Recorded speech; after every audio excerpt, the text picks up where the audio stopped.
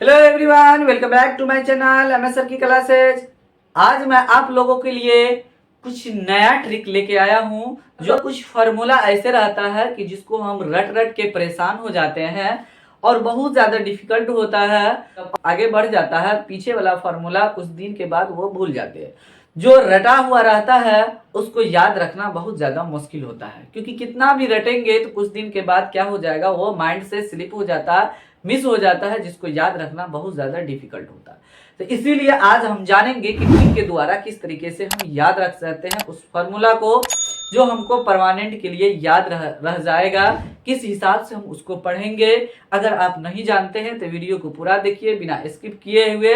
आप वीडियो को शुरू करने से पहले अगर चैनल पर पहली बार आए हैं तो सब्सक्राइब कीजिए चैनल को, बेल आइकन को, ऑल वाला घंटी को ऑन कर दीजिए ताकि आपको लेटेस्ट वीडियो को नोटिफिकेशन आपको समय समय पर मिलते रहें। और साथ ही वीडियो पसंद आए तो वीडियो को लाइक कीजिए और अपने दोस्तों के साथ शेयर जरूर कीजिए।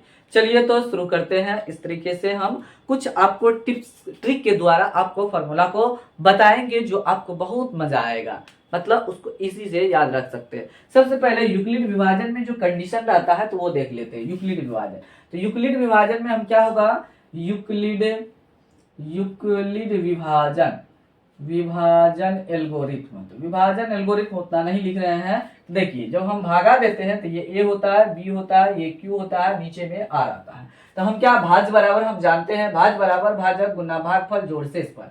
तो ए बराबर भाज बराबर भाजक गुना भाजक क्या है, बी गुना भागफल जोड़ शेषफल। और ये जो आर का मान है तो कहां से कहां तक होगा, तो हम क्या करेंगे, आर लिख देंगे पहले, उसके इस साइड लेस देन और लेस देन लिख देंगे, मतलब छोटा का चिन्ह लिख देना है। छोटा का चिन्ह लिखने के बाद हम क्या करेंगे, left side zero, right side क्या हो जाएगा, बी लिखेंगे। Left side zero, right side B, और आर और जीरो के बीच में इक्वल का सिंबल दे देंगे तो होगा इस तरीके से हम लिख सकते हैं। तो ये आपको क्वेश्चन ऑब्जेक्टिव में पूछा जाता है, कई बार बोर्ड एग्जाम में पूछा गया है।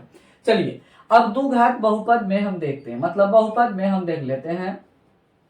बहुपद उसको पोलिनोमियल बोलते हैं, POLYNOMIAL पोलिनोमियल हुआ। अब इसमें हम थोड़ा देख लेते हैं कि किस तरीके से हम उसमें फॉर्मूला को द्विघात बहुपद निकालने के लिए दिया जाता है तो उसको हम किस तरीके से याद रखेंगे। अब देखिए उससे पहले हम अल्फा प्लस बीटा बराबर जानते हैं माइनस बी बटे ए, और अल्फा इंटू बीटा बराबर जानते हैं सी बटे ए होता है।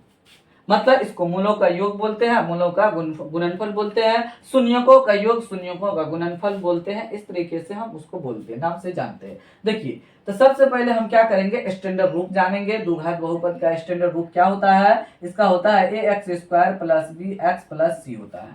तो हम देखिए इसी से स्टैंडर्ड रूप लेकर के हम द्विघात बहुपद का फॉर्मूला इजी से लिख सकते हैं। तो देखिए सबसे पहले यहाँ देखिए बट्टे में इसके बट्टे बी बट्टे ए है और सी बट्टे ए है। तो देखिए इसके बट्टे में ए नहीं है, बी के बट्टे में ए नहीं है, और यहाँ पे ए है। तो हम क्या करेंगे, जहां पे ए है ए को तीनों में भाग दे देंगे, ए से तीनों में, मतलब ए एक्स स्क्वायर में भी भागा देंगे, बी एक्स में भी ए से भाग देंगे, सी में भी भाग देंगे। तो ये वाला ए कट गया और ये वाला नहीं कटेगा, तो क्या हो जाएगा, यहाँ पर ध्यान देना है। ये हो गया प्लस बी बटे ए इंटू एक्स साइड में कर देंगे, सी बटे ए। देखिए अब यहाँ सी बटे ए आ गया, लेकिन माइनस बी बटे ए नहीं आया है। अगर माइनस बी बटे ए आ जाएगा तो हम ए अल्फा प्लस बीटा लिख सकते हैं। तो हम इसको क्या करने लाने के लिए हम क्या करेंगे, यहाँ पे प्लस की जगह माइनस कर देंगे, तो हम कर दिए गलती, यहाँ प्लस था हम कर दिए माइनस। तो हम ये दिमाग लगाएंगे मतलब किस तरीके से ये मेरा माइनस भी रह जाएगा और मेरा इधर प्लस भी हो जाएगा। तो कैसे हम करेंगे, ध्यान से देखिए इसको। तो हम क्या करेंगे, एक और माइनस एक पास ले लेंगे, माइनस बी बटे ए हम क्या करेंगे, ले लेंगे ब्रैकेट के अंदर, और x को उधर कर देंगे ब्रैकेट के बाहर, और सी बटे ए को वैसे लिख देंगे। अब चेक कीजिए तो मेरा माइनस भी हो गया, और देखिए यहाँ उससे पीछे अगर चलते हैं तो प्लस भी आ गया, माइनस माइनस क्या हो गया, प्लस हो गया। देखिए ये भी आ गया, मेरा काम भी हो गया। उसके बाद हम क्या करेंगे, एक्स स्क्वायर माइनस और माइनस बी बटे ए, माइनस बी बटे ए को क्या लिख सकते हैं, अल्फा प्लस बीटा, पोस्ट के अंदर ही लिखेंगे alpha plus beta into x, और सी बटे ए को क्या लिख सकते हैं, अल्फा इंटू बीटा लिख सकते हैं।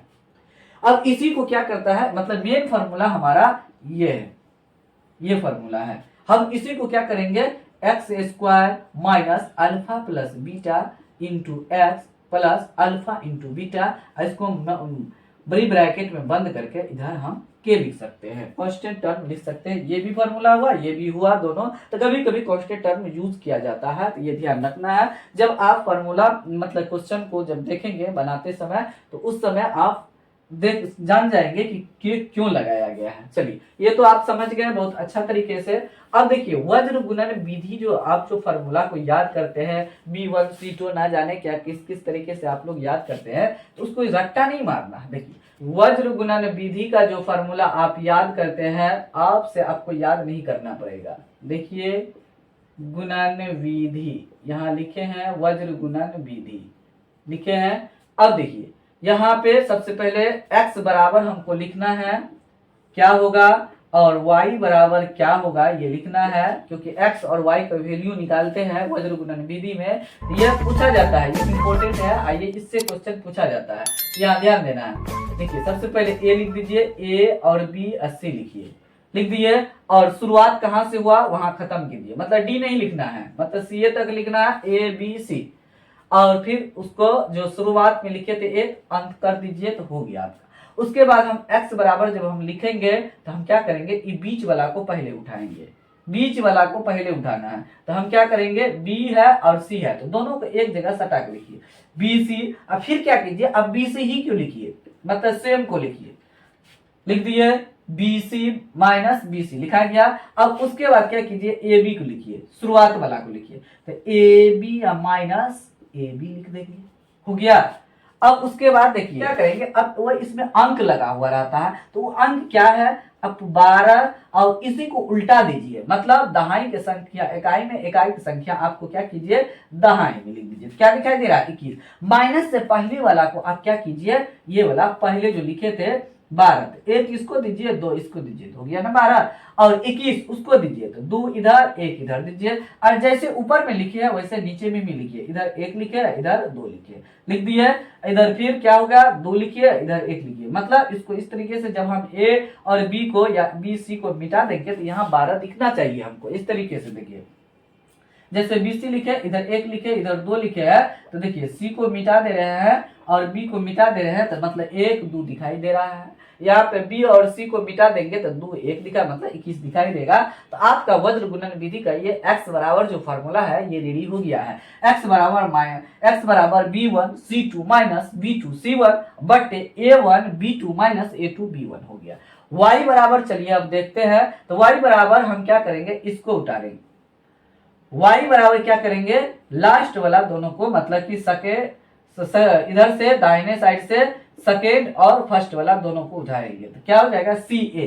तो CA लिखिए, और CA में से CA को क्या कीजिए, आप घटा दीजिए। फिर बट्टे में क्या करना है, तो यही वाला उतार दीजिए, जो x में लिखे हैं वही y में भी रहेगा। क्या रहेगा, AB माइनस AB हो जाएगा। उसके बाद जो अंक यहाँ इसके लिए डाले थे वही सेम अंक यहाँ भी डालेंगे, तो इधर क्या हो जाएगा, 12, तो 1 और 2 12 हो गया, और 2 1 21 हो गया। और यहाँ पे क्या लिखेंगे, 1 2 12 2 1 21 हो गया। वज्र गुणन विधि का फॉर्मूला x बराबर और y बराबर लिखा गया। तो y बराबर क्या लिखा है, C1 A2 minus C2 A1 बटे A1 B2 minus A2 B1। इस तरीके से फॉर्मूला आप आसान तरीका से लिख सकते हैं। लिखने का तरीका बहुत सारा है, आप उसमें से कोई एक आसान तरीका चुनिए, जिससे कि आपको परमानेंट के लिए याद रहे, आप एग्जाम में क्वेश्चन इजी से बना पाए। किसी भी फॉर्मूला को इस तरीके से आपको याद नहीं रहता है कोई फॉर्मूला, तो ट्रिक के द्वारा आप इजी से याद रख सकते हैं। अगर आप अभी तक चैनल को सब्सक्राइब नहीं किए हैं, तो चैनल को सब्सक्राइब कर दीजिए, बेल आइकन को प्रेस करिए, ताकि आपको लेटेस्ट वीडियो को नोटिफिकेशन समय समय पर मिलते रहे।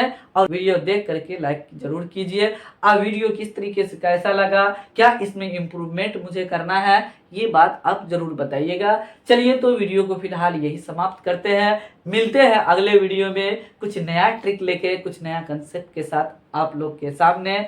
फिलहाल विदा लेते हैं।